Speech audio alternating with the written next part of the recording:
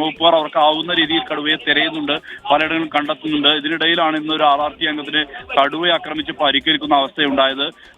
ഒരു ആനയോ മറ്റോ അല്ല, കടുവയാണ്. ഇവിടുത്തെ ഭൂമിശാസ്ത്രം അങ്ങനെയാണ്.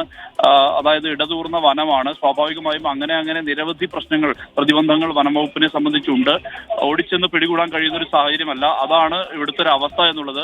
ഇപ്പോൾ നിലവിൽ വലിയ ഒരു തരത്തിലുള്ള പ്രതിഷേധം ഈ വനം മന്ത്രിക്കെതിരെ നടക്കുന്നുണ്ട്. അതായത് ഒരു വിഭാഗം നാട്ടുകാർ ഇവിടെ കുത്തിയിരുന്ന് പ്രതിഷേധിക്കുന്ന ഒരു നിലയാണ് ഇപ്പോൾ നിലവിലുള്ളത്. അത്തരത്തിൽ പ്രതിഷേധത്തിന്റെ ഒരു സാഹചര്യമാണ് ഇപ്പോൾ നിലവിലിവിടെ കാണുന്നത്. നമുക്ക് ആ ദൃശ്യങ്ങളിലേക്ക് തന്നെ ഇപ്പോൾ പോകാൻ കഴിയും. എന്താണ് ഇവിടുത്തെ അവസ്ഥ എന്നുള്ളത് ആ ദൃശ്യങ്ങളിലേക്ക് തന്നെ പോകുമ്പോൾ നമുക്ക് വ്യക്തമാകും. ഇത്തരത്തിൽ പ്രതിഷേധം രൂപപ്പെടുന്നു. ആ പ്രതിഷേധത്തിന്റെ ഒരു സാഹചര്യം വലിയ തരത്തിലുള്ള പ്രതിഷേധത്തിനാണ് ഇന്നും അവിടെ സാക്ഷ്യം വഹിക്കുന്നത്. പ്രദേശവാസികളുടെ വലിയ തരത്തിലുള്ള പ്രതിഷേധം ഉണ്ടാകുന്നു. ഇന്ന് രാവിലെ ഈ ബീറ്റ് ഫോറസ്റ്റ് ഓഫീസർക്ക് നേരെയുണ്ടായ ആക്രമണവും അങ്ങേയറ്റം ആശങ്കയുണ്ടാക്കുന്ന ഒന്നാണ്. കടുവയെ ഇതുവരെ പിടികൂടാനായിട്ടില്ല. സുർജിത്ത് സൂചിപ്പിച്ച പോലെ തന്നെ അതീവ ദുഷ്കരമായൊരു ദൗത്യമാണ് കടുവയെ പിടികൂടുക എന്നുള്ളത്. എന്തായാലും ആ പ്രദേശത്ത് തന്നെയുണ്ട് കടുവ എന്നാണ് അറിയാൻ സാധിക്കുന്നത്. സുർജിത്ത് തുടരുന്നുണ്ട് എന്ന് കരുതുന്നു.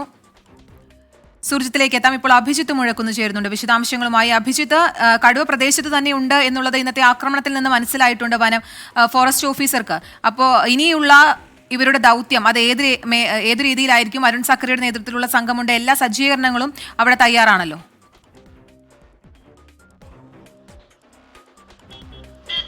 തീർച്ചയായും കീർത്തന, ഇപ്പോൾ മന്ത്രി ഈ പിലാക്കാവ് എന്ന സ്ഥലം പിന്നിട്ടിട്ടുണ്ട്. മന്ത്രിയുടെ വാഹനം ഇപ്പോൾ ഈ മേഖലയിലേക്ക്, അതായത് പഞ്ചാരക്കൊല്ലിയിലേക്ക് പോകുന്നു എന്നാണ് നമ്മൾ മനസ്സിലാക്കുന്നത്. നമ്മളും അതിൻ്റെ കൂടെയുണ്ട്. നമ്മൾ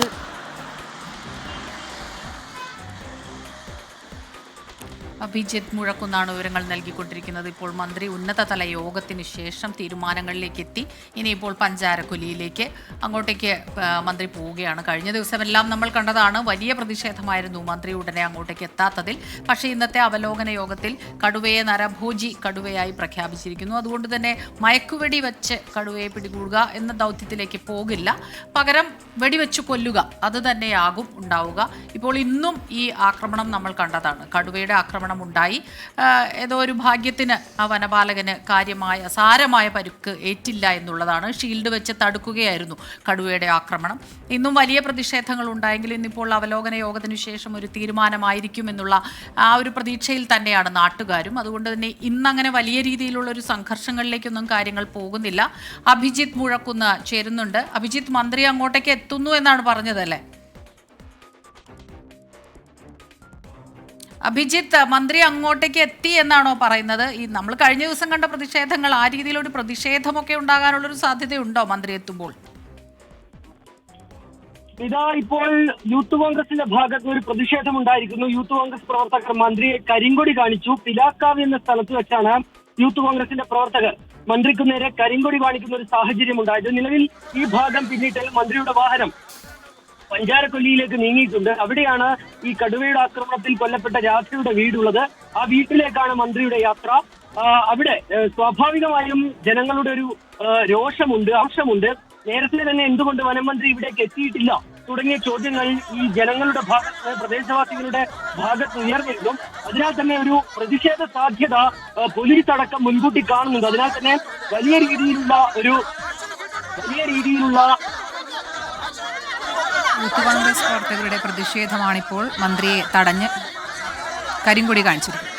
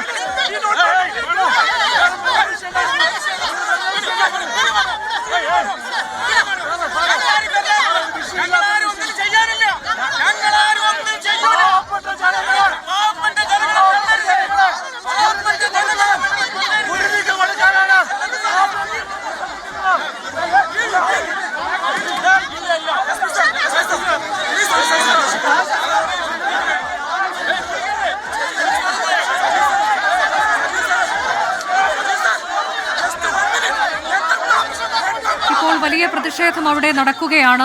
പഞ്ചാരക്കൊല്ലിയിലേക്ക് വനം മന്ത്രി എത്തുന്ന സമയത്ത് നാട്ടുകാരുടെ വലിയ പ്രതിഷേധം. നേരത്തെ യൂത്ത് കോൺഗ്രസ് കരിങ്കൊടി കാണിച്ചിരുന്നു. അതിനുശേഷം മന്ത്രി അങ്ങോട്ടേക്ക് എത്തുന്ന വേളയിൽ പോലീസിന്റെ വലിയൊരു സംഘത്തെ അവിടെ കാണാൻ കഴിയുന്നുണ്ട്. പ്രതിഷേധം മുൻകൂട്ടി കണ്ടുള്ള സുരക്ഷ മന്ത്രിക്ക് ഒരുക്കുന്നതിന്റെ ഭാഗമായാണ്. എന്നാൽ ജനങ്ങൾ അവിടെ വഴിയിൽ കിടന്ന്, റോഡിൽ കിടന്ന് പ്രതിഷേധിക്കുന്ന കാഴ്ചയാണ് ഇപ്പോൾ കാണാൻ കഴിയുന്നത്. മന്ത്രിക്ക് വാഹനത്തിൽ നിന്ന് ഇറങ്ങാൻ കഴിഞ്ഞിട്ടില്ല. അദ്ദേഹം വാഹനത്തിനുള്ളിൽ തന്നെ ഇരിക്കുന്ന തത്സമയ ദൃശ്യങ്ങളാണ് പ്രേക്ഷകർ കണ്ടുകൊണ്ടിരിക്കുന്നത്. വനം മന്ത്രിക്കെതിരെ വലിയ പ്രതിഷേധത്തിലാണ് പഞ്ചാരക്കൊല്ലി നിവാസികൾ നിലവിലുള്ളത്. കഴിഞ്ഞ ദിവസങ്ങളിലെല്ലാം അവർ ചോദിച്ചുകൊണ്ടിരുന്ന ചോദ്യമാണ് എവിടെയാണ് വനം മന്ത്രി ഉള്ളത് എന്നത്. വളരെ വൈകിയാണ് വനം മന്ത്രിയുടെ ഈ മേഖലയിലേക്കുള്ള സന്ദർശനം. അതിൽ പ്രതിഷേധം അറിയിക്കുകയാണ് അവർ. നേരത്തെ യൂത്ത് കോൺഗ്രസിന്റെ കരിങ്കൊടി പ്രതിഷേധമുണ്ടായിരുന്നു. ഇന്നിപ്പോൾ RRT സംഘാംഗത്തിന് നേരെയും കടുവയുടെ ആക്രമണം ഉണ്ടായിരുന്നു. എന്നാൽ അദ്ദേഹത്തിന് വളരെ സാരമായ പരുക്ക്, നിസാര പരുക്ക് മാത്രമേ ഉള്ളൂ എന്നുള്ളത് ആശ്വാസകരമാണ്. പക്ഷേ അത്തരത്തിലേക്ക് ഭീതിതമായൊരു അന്തരീക്ഷം അവിടെ തുടരുകയാണ്. അപ്പോഴും വനം മന്ത്രി എവിടെയാണ്? ഇന്നലെ അദ്ദേഹം ഒരു പരിപാടിയിൽ പങ്കെടുത്തു. ഇതെല്ലാം ഈ ആളുകളുടെ സ്വാഭാവിക പ്രതിഷേധം അത് വർദ്ധിപ്പിക്കുമെന്നുള്ളതിൽ തർക്കമില്ല.